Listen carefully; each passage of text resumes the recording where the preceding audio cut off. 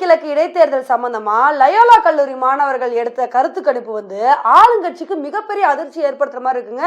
இன்னைக்கு நம்ம வீட்டுல அது என்னப்பா அப்பேற்பட்ட கருத்து கணிப்பு அப்படின்றதான் டீட்டெயிலா வந்து பார்க்க போறோம். நம்ம எல்லாத்துக்குமே வந்து தெரியும், தமிழக அரசியல மிகப்பெரிய பேசு பொருளா இருக்க விஷயமே இந்த ஈரோடு கிழக்கு இடைத்தேர்தல் தான். இந்த தேர்தலை வந்து யார் வின் பண்ண போறோம் அப்படின்ற எதிர்பார்ப்பு ரொம்பவே அதிகமா வந்து இருக்கு. எல்லா கட்சிகளுமே வந்து அவங்களோட பிரச்சாரத்தை வந்து தீவிரப்படுத்திட்டு இருக்காங்க.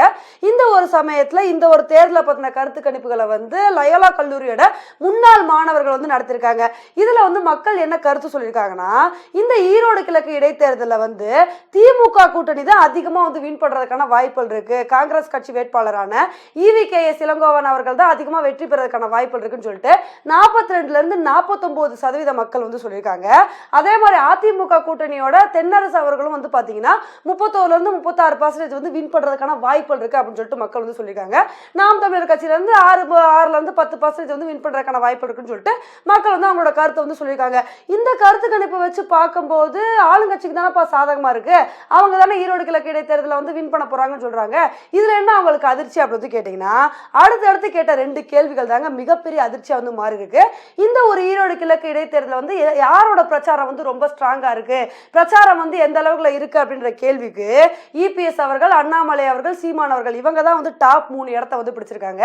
அந்த ஒரு விஷயமும் வந்து பேசு பொருளா வந்து மாறி இருக்கு. அது மட்டும் இல்லாம இருக்கிறதுல மிகப்பெரிய ட்விஸ்ட்டை வந்து எங்க வச்சிருக்காங்கன்னு பாத்தீங்கன்னா, யாரோட ஆட்சி சிறந்தது, முன்னாள் முதல்வராக இருந்த EPS அவர்களோட ஆட்சி சிறந்ததா, இல்ல தமிழக முதல்வர் ஸ்டாலின் அவர்களோட ஆட்சி வந்து சிறந்ததா இருக்கா, யாரோட ஆட்சி சிறந்தது அப்படின்ற ஒரு கேள்வி வந்து கேட்டிருக்காங்க.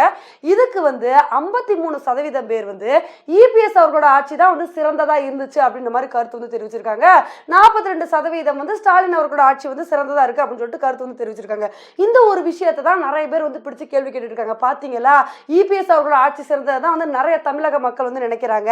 இதுல இருந்தே வந்து தெரியுது எந்த அளவுக்கு மக்கள் வந்து எதிர்ப்பலை வந்து பதிவு பண்ண ஆரம்பிச்சிட்டாங்கன்னு சொல்லிட்டு இதுல இருந்தே தெரியுது அப்படின்னு சொல்லிட்டு நிறைய பேர் வந்து கருத்துக்களை வந்து பதிவு பண்ணிட்டு இருக்காங்க. இது மட்டும் இல்லாம கொஞ்ச நாளைக்கு முன்னாடி தான் தமிழக பாஜக தலைவர் அண்ணாமலை அவர்கள் வந்து தமிழக முதல்வர் மேல மிகப்பெரிய விமர்சனத்தை வந்து வச்சிருந்தாரு. அதாவது அவரோட செல்வாக்கு அப்படின்றது கொஞ்சம் கொஞ்சமா குறைஞ்சிட்டே வருது. இதை வந்து இந்தியா டுடே நடத்தின கருத்து கணிப்புகள் மூலமாவே வந்து தெரிஞ்சுக்கலாம். ஏன்னா இந்தியா டுடே நடத்தின கருத்து கணிப்புல 6 மாசத்துக்கு முன்னாடி தான் அவருக்கு நிறைய பாப்புலாரிட்டி வந்து இருந்துச்சு. 6 மாசத்துக்கு அப்புறம் நடத்துற கருத்து கணிப்புல 16% அவரோட பாப்புலாரிட்டி வந்து குறைஞ்சிருச்சு. இதுல வந்து இந்தியால மற்ற முதல்வர்களை கம்பேர் பண்ணும்போது தமிழக முதல்வரோட செல்வாக்கு தான் இந்த அளவுக்கு வந்து 16% வந்து குறைஞ்சிருக்கு. நீங்க வேணா பாருங்க, 2024 தேர்தலுக்கு முன்னாடி தமிழக முதல்வர் ஸ்டாலின் அவர்களோட செல்வாக்கு வந்து 20%க்கும் கீழே வந்துரும்.